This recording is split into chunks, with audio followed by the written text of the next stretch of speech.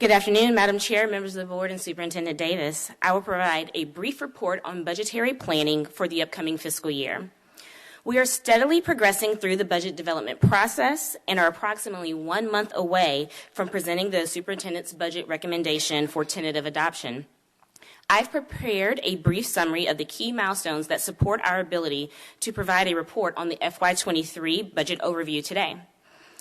We formally launched the FY23 budget development process in December, publishing the budget calendar and reviewing the key budget inputs that are required to develop the forecast. In January, each board member provided insights on your board's budgetary priorities, and in that month's board report, we discussed this board's shared priorities around investing in competitive compensation and investing in the community-inspired strategic action plan. On January 11th, the Georgia legislature went into session, and as a reminder for our community, the Georgia legislature is the body that is responsible for passing the state's budget, which is a critical funding source for school systems. Activity from the legislative session impacting the current year FY22 budget and indicators influencing the FY23 budget, which will be next year's budget, were reviewed during February's board study session. Additionally, we reported that preliminary insights from the compensation and classification study were elevating a recommendation to enhance teacher salaries. And finally, we've had several touch points with John Self, the county tax assessor, to stay apprised of trends in the local tax digest that impact our current budget development. I would like to highlight for our community that all of the board reports that we have discussed since December are available on the Financial Services webpage. Today's report will focus on the general fund, but I will first highlight all of the funds that the board takes action on annually. Per governmental accounting standards, we create distinct funds to allow for the tracking of revenues and expenditures for specific purposes. Annually, we present the superintendent's recommended budget across 4 aggregate funds in accordance with board policy DC. The first of the 4 funds is the general fund, which is the account used for our daily operations like salaries, instructional supplies, maintenance costs, etc. Next is the special revenue fund. This fund accounts for the grants given to Henry County schools for designated and supplemental purposes, as well as the financials associated with our school nutrition program and our after-school enrichment program, which are enterprising activities. Next is the Capital Projects Fund, which allows for separate tracking of the revenues and expenditures related to the capital improvements projects authorized by this board. And finally, there's the Debt Service Fund, which captures the revenue and expenses associated with the long-term debt that we've taken for those capital projects. As I mentioned, today's report will focus on the general fund, and I'll quickly review some terms that I'll use in the course of this report to support the community's understanding. First, austerity. Austerity is the fiscal practice where the legislature directs the Georgia Department of Education to withhold money from school systems that they would otherwise have earned based on the number of students that they serve. Board, you may recall in fiscal year 21 where there was $21 million of austerity levied on our school system, and it was partially restored during that FY21 year. In our current fiscal year, FY22, we do still have austerity of $9.4 million in place. The next term that I'll review is the tax digest, which we're probably a bit more familiar with, but the tax digest is the summary of the value of property as of January 1st for a taxing jurisdiction, and changes in that digest begin to take shape in February and get clearer during the months of April and May. And finally, equalization. We covered this a bit in detail last month, but for a quick reminder, equalization is the process and a grant that is included in the state's funding formula for education. The equalization process considers the tax digest wealth across all the counties in the state, and it seeks to equalize the funding to school districts so that students across Georgia have comparable educational opportunities regardless of the property wealth of their county. So with these understandings in place, let's take a look at the anticipated revenue outlook for the general fund. At the top of the slide, you can see the recap of our prior 2 fiscal years of adopted revenues, as well as the forecast of revenues for FY23. As we monitor the current legislative cycle and speak to our local tax representatives, we foresee an increase of $18.5 million between FY22 and FY23 fiscal years. Starting with state funding, we anticipate little change in state revenues in FY23 due to a number of factors that are shown on the slide. The governor and the legislature have signaled that they will relieve austerity, which means Henry County Schools would receive the $9.4 million that is currently being withheld. Additionally, the governor and the legislature have expressed intent to provide a $2,000 salary scale increase for teachers. And so accordingly, we anticipate receipt of funding of approximately $6.1 million in accordance with that for funding of instructional staff, administrative staff, and certain support staff. These gains in the state funding will be offset, however, due to offsets due to our local tax digest growth. To start, we anticipate local 5-mil share contribution will increase by $5.5 million. And additionally, we anticipate a reduction in the $14.3 million equalization grant that we have in this current fiscal year. A reduction of $10.8 million is what we're currently forecasting. Further clarity on the state revenues will emerge in the coming weeks as the legislature progresses through the session. There were actually budget appropriation committee meetings held today, and tomorrow is the midway point of the legislature, so we will soon see some more insights from the state on the budget. Turning our attention to the local revenue sources, you can see that the $18.5 million growth that we're seeing is locally derived. At present, through our consultations with the county tax assessor, we are assuming a 7% growth in the local tax digest, which accounts for $14.5 million of that $18.5 million of projected growth. The balance of the growth is the result of continued strength in trends that we've observed in other tax collections over the past 3 years. Understanding this revenue picture is important because it sets the constraints for expenditures annually and informs the basis of what investment recommendations the superintendent will be able to raise while ensuring that a balanced budget is presented. So year over year, we anticipate at least $18.5 million in growth, like we just shared. We know that if the legislature proceeds down its current path, we will need to incorporate the $2,000 teacher scale increase into local pay scales with QBE funding implications. The other scales that we anticipate will be impacted include the provisional teacher scale, principal scales, and psychologist scales. As a reminder, we will receive some funding to offset these salary scale increases. The board is aware of the ongoing compensation and classification study, which is inclusive of all job families. As we reported last month, preliminary insights pointed to targeted considerations around teachers and paraprofessional salaries. Based on the external benchmarking and financial sustainability analysis, the superintendent is prepared to recommend the following. For teachers and related job families that are associated with the Henry County Schools traditional teacher scale, the recommendation is to update the salary schedule to increase pay, extend the scale to 23 max years, and support an annual monetary increase when steps are earned. This investment increases annual compensation expenses that we currently have on the books by $7.8 million and will result in a minimum of 8% raise when we honor that salary step. Board, you are aware that a number of job families are paid commensurate with teachers. These include job families of assistant principals, athletic directors, counselors, learning specialists such as our instructional and personalized learning leads and professional learning specialists, media specialists, social workers, school facilitators such as the student support facilitators and the mental health and wellness facilitators, and our high school graduation coaches.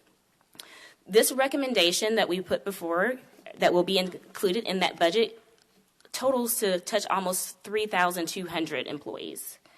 And the volume of job families that is being considered speaks to why you see that $7.8 million cost associated with this recommended investment.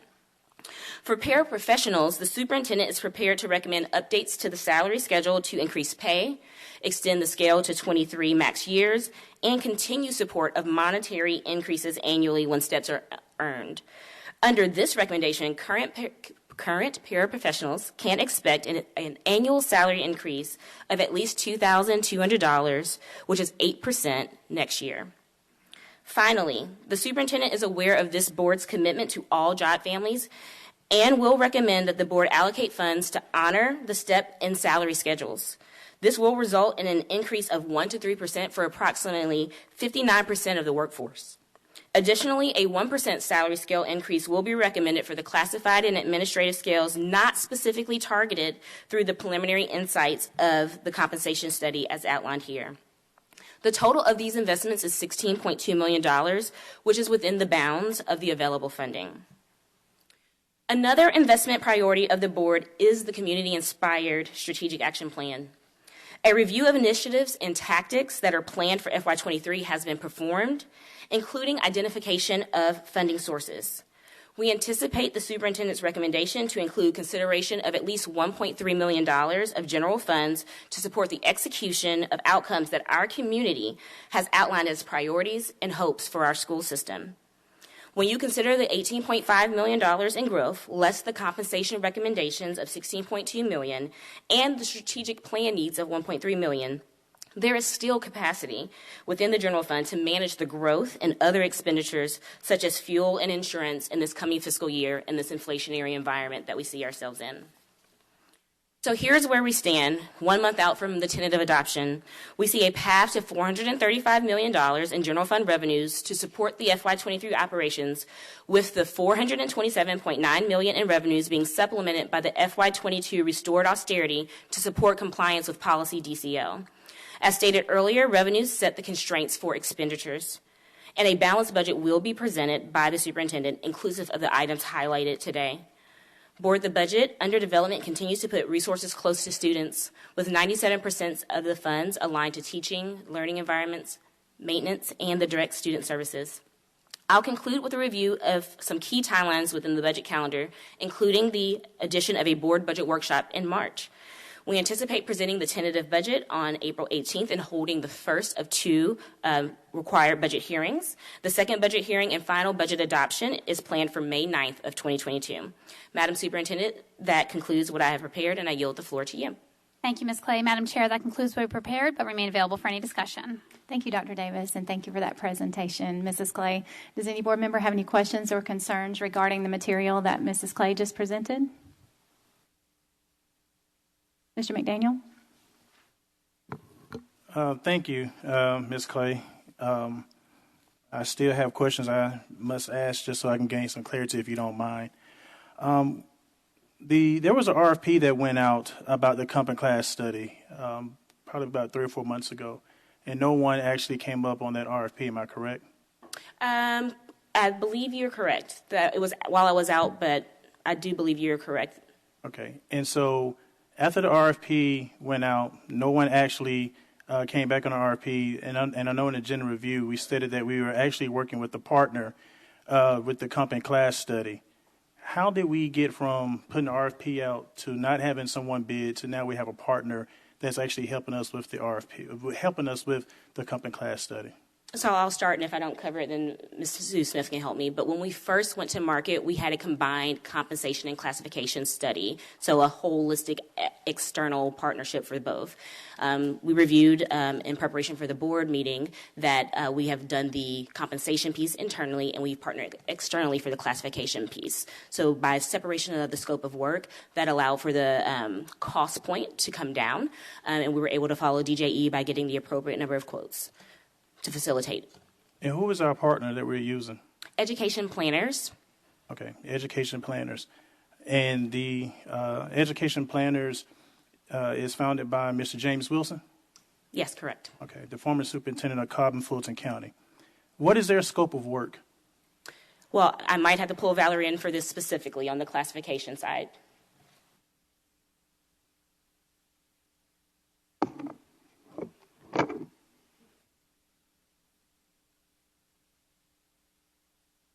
They do all sorts of education consulting, everything from facilities to human resources to just you name it pretty much. And they have a staff of consultants who come in and work with them to provide the consulting. So how long are we going to be using this partner, education partners, planners rather? How long are we going to be using them or working in collaboration with them for this company class study? That work should be done middle of March, end of March. So what we're doing is getting the classifications, and they're doing the position description questionnaires, and they're going to figure out where different positions will be placed.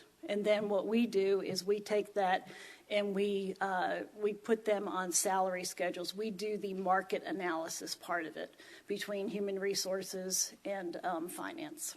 So in that position survey that was sent out to all of our employees, I would gather 6,000 employees. Are all 6,000 employees send that position survey back? Have they sent it back? No. We have, so what we're doing when we work with the classification group, so ed planners, is they tell us where we have gaps. So we've heard from bus drivers, as an example. We've heard from a number of we haven't, a number of paraprofessionals. So what they do is when they find that there's a gap in a job family, and we talked about those very specific job titles, when they find that there's a gap, then they set up a Zoom call with the supervisor and or the incumbent in that position, and they call that a desk audit, so they can still go ahead and get the information that they need. And then they also compare it with the job descriptions. And the reason I asked that question is because I remember, again, I guess thinking about Dr. Nutt and our conversation a lot here today, that a lot of times people do not actually return their surveys because on the survey it asks for your supervisor's name.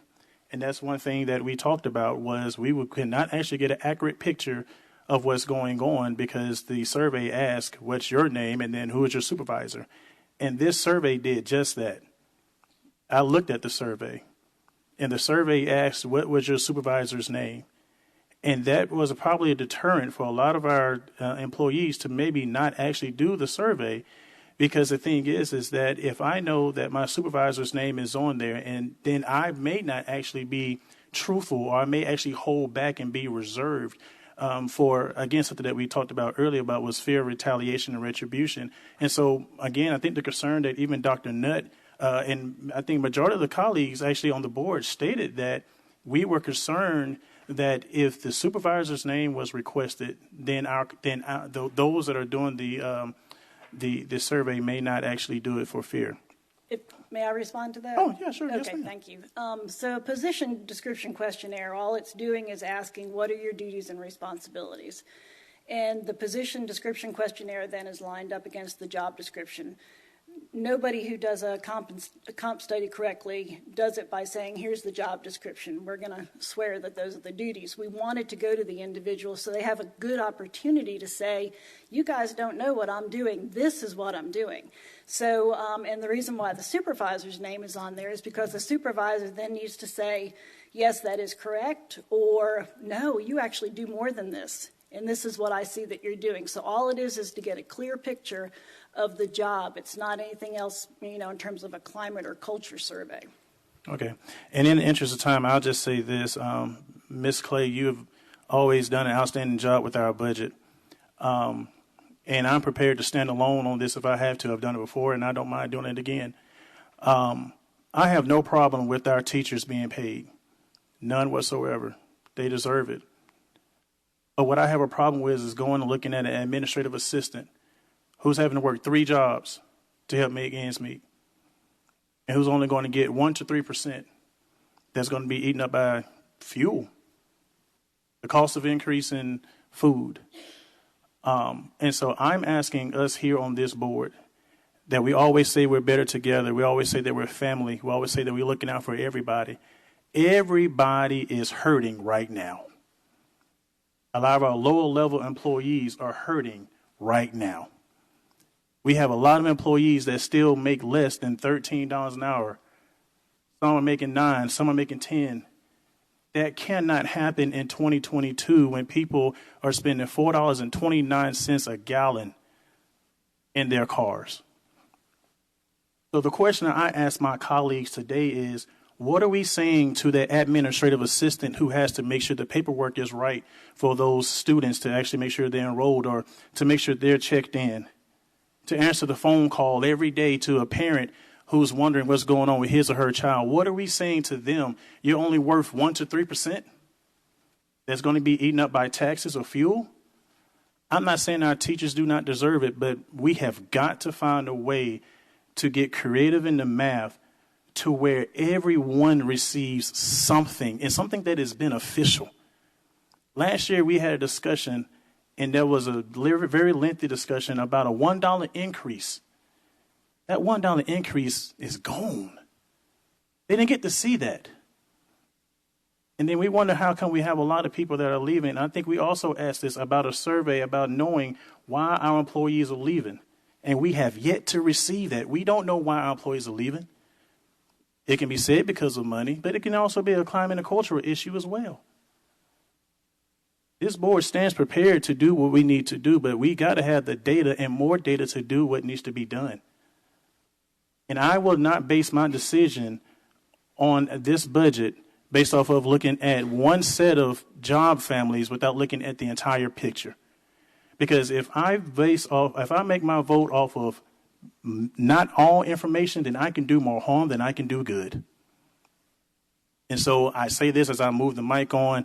I say this, that in this current place as it is now, I will not be supporting this budget until we find a way to make sure that we take care of everyone at the lower level who is hurting, working 3 to 4 jobs a day.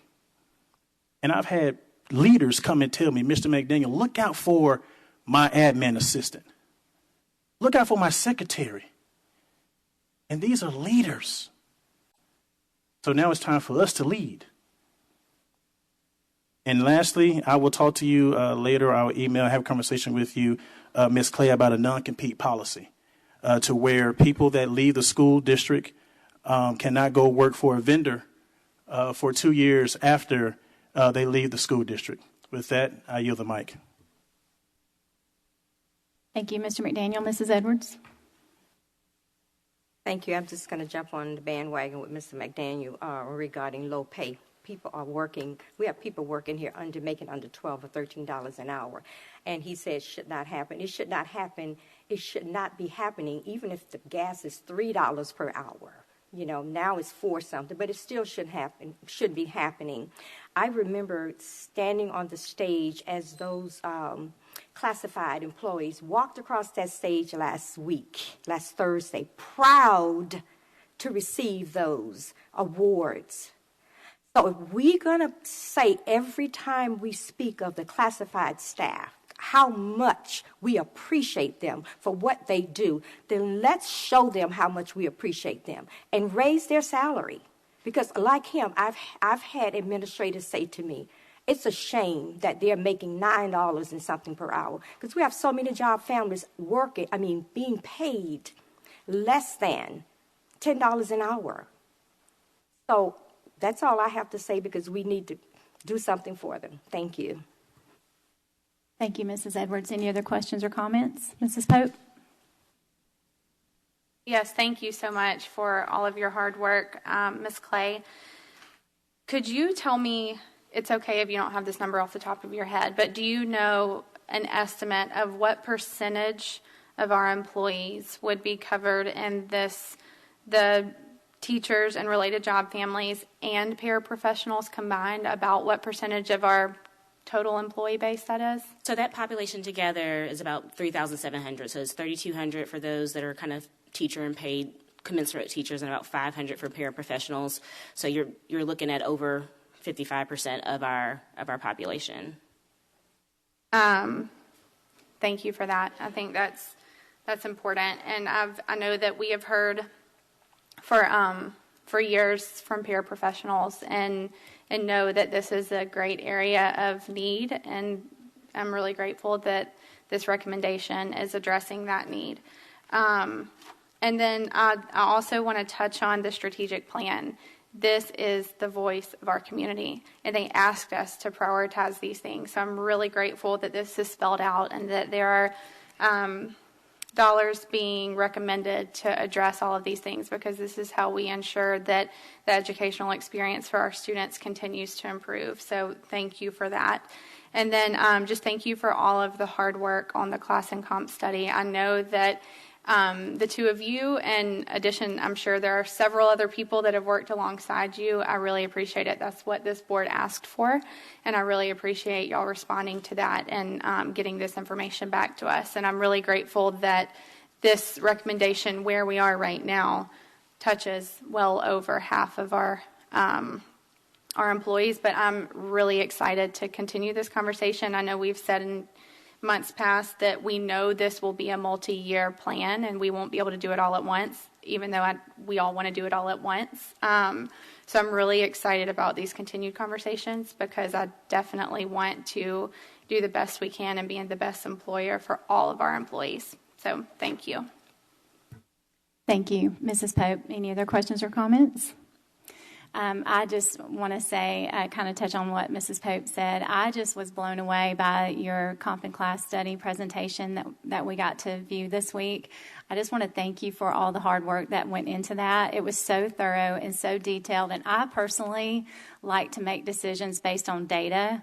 And so you all are providing us with the good, solid data that we need as a board to make informed decisions.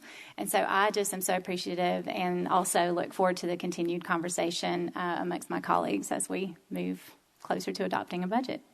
So thank you so much, Mrs. Clay.